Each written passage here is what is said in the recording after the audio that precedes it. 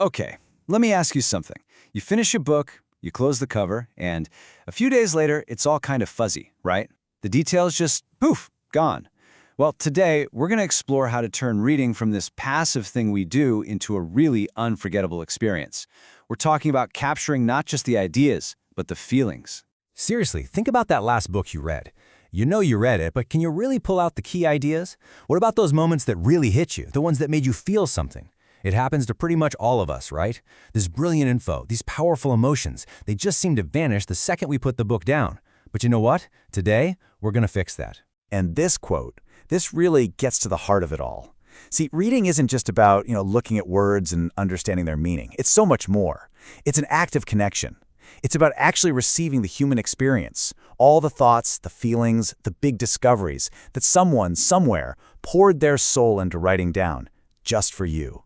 All right, so how do we get better at this? How do we actually receive what an author is trying to send our way? To figure this out, we're going to look at a couple of amazing texts.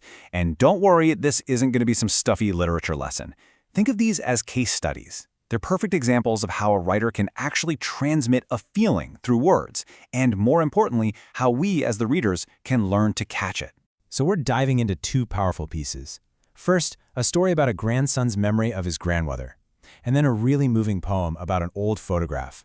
So, in this story, The Portrait of a Lady, the author, Khushwant Singh, he isn't just saying, hey, my grandmother was old. No, he's doing something much deeper. He's trying to make us feel the very essence of who this woman was to him. I mean, just listen to the way he phrases this.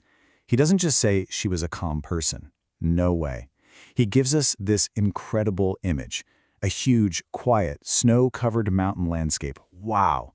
You can almost feel that sense of peace just washing over you, can't you? See, that's not just a description.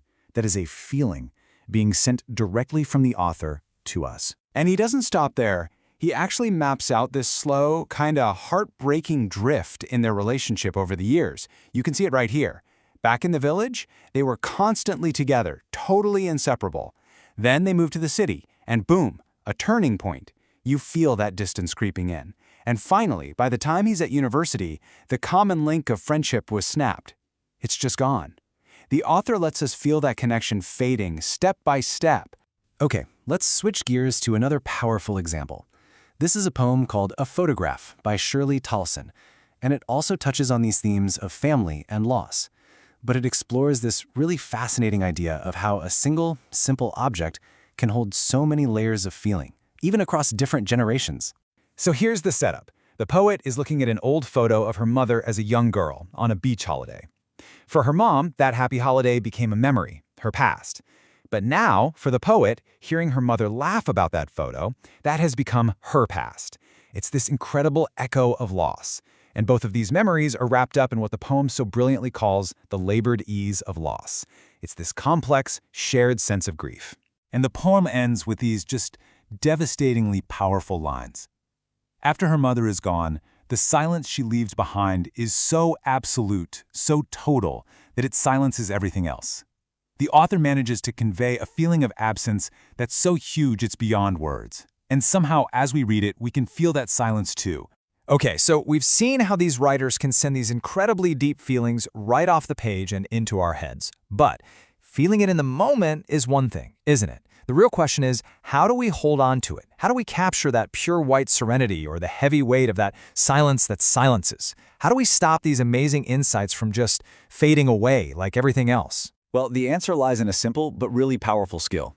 It's an active process that builds a bridge between understanding something and actually remembering it. And that skill is note-making. I know, it might sound a little academic, maybe, but note-making is the one tool that can totally transform you from a passive reader into an active participant. It's the secret to pulling out the absolute essence of a text and making it part of your own thinking. Because, let's be real, trying to remember huge chunks of information is, well, it's basically impossible. So, what's the right way to do it? How can we make it really effective? Let's break it down into a super simple 4-step process that you can literally start using today. Okay, the whole process is incredibly straightforward. First, while you're reading, just underline the stuff that really jumps out at you, the key information. Step 2, get curious. Start asking questions about those main ideas. You know, the classic what, where, why. Third, and this is probably the most important part, you gotta boil those ideas down into short phrases. Don't write full sentences. And finally, number and organize your points so they make sense and are super easy to look at later. And here's a perfect example of what that looks like in practice.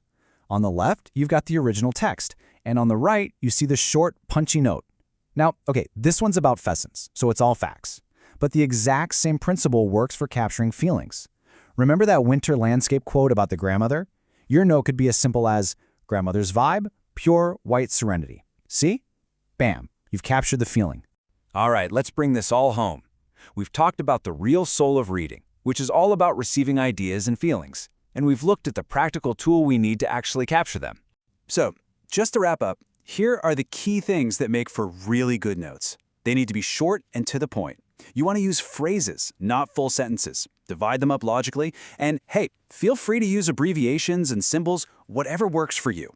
But the absolute #1 rule is this. They have to make sense to you when you read them again later. If they don't, then what's the point, right? When you really boil it all down, reading that you'll actually remember is all about a partnership between your heart and your mind. It's a two-part process. Your heart has to be open, ready to receive those ideas and feelings the author is sending your way. But your mind needs a system, a practical tool like note-making, to grab onto those insights and hold them tight before they just disappear into thin air. And when you get those two things working together, wow. You don't just read a text anymore, you absorb it. It actually becomes a part of how you think. So the only question left is, what great idea, what powerful feeling will you capture next?